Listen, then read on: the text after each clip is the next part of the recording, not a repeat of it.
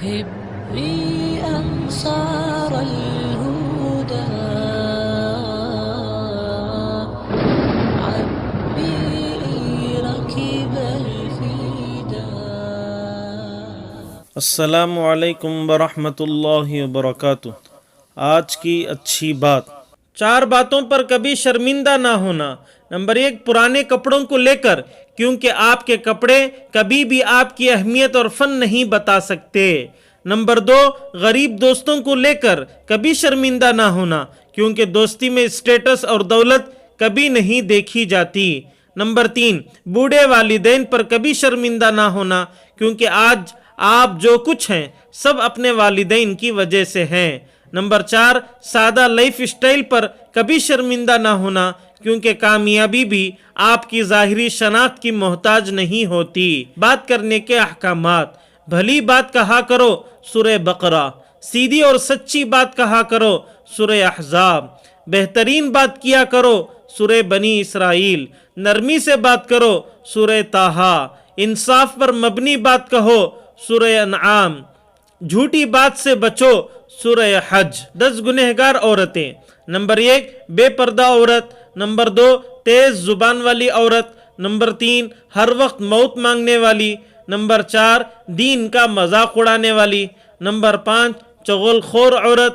Number 6، احسان جتلانے والی۔ Number 7، شوہر کی نافرمان۔ نمبر 8، غیبت کرنے والی۔ نمبر 9، بال کھول کر چلنے والی۔ نمبر 10، بغیر ضرورت کے گھر سے نکلنے والی عورت۔ موبائل اس دنیا میں اٹھائے جانے والی ہلکی ترین چیز ہو سکتی ہے، مگر ہو سکتا ہے آخرت میں یہ اٹھائے جانے والی سب سے بھاری اور سخت چیز ہو۔ پس کچھ اور نہ کیجئے، صرف اس کا استعمال ہی اچھا کرنا شروع کر دیجئے۔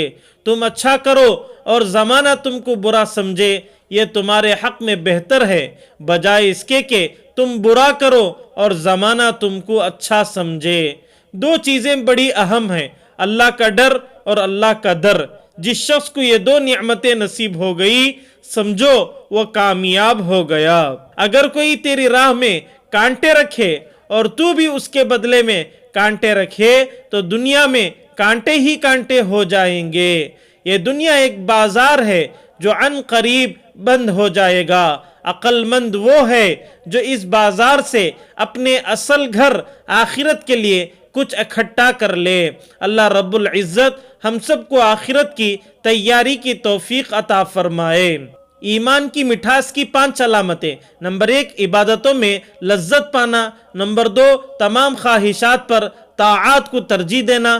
نمبر 3، رب کو راضی کرنے میں ہر تکلیف کو برداشت کرنا۔ نمبر 4، ہر مصیبت میں صبر و رضا کا گھونٹ پینا۔ نمبر 5، ہر حال میں اپنے مولا کے فیصلے پر راضی رہنا۔ بادشاہ محمود غزنوی نے اپنے وزیر ایاز کو انگوٹھی دی اور کہا، اس پر کوئی ایسا جملہ لکھو جسے میں خوشی میں پڑھوں تو اداس ہو جاؤں اور غم میں پڑھوں تو خوش ہو جاؤں۔ وزیر ایاز گیا اور انگوٹھی پر یہ جملہ لکھا، یہ وقت بھی گزر جائے گا۔ اے اللہ ہمارے ظاہر باطن کو پاک کر دے، جو دشواریاں، بیماریاں، پریشانیاں، آنے والے خدشات و آفات ہیں، ان سب سے ہمیں محفوظ فرما، ہماری جائز حاجات پوری فرما، ہمیں اسلام پر ثابت قدم رکھ اور ہمارا ایمان پر خاتمہ فرما، آمین۔ اللہ اللہ اللہ اللہ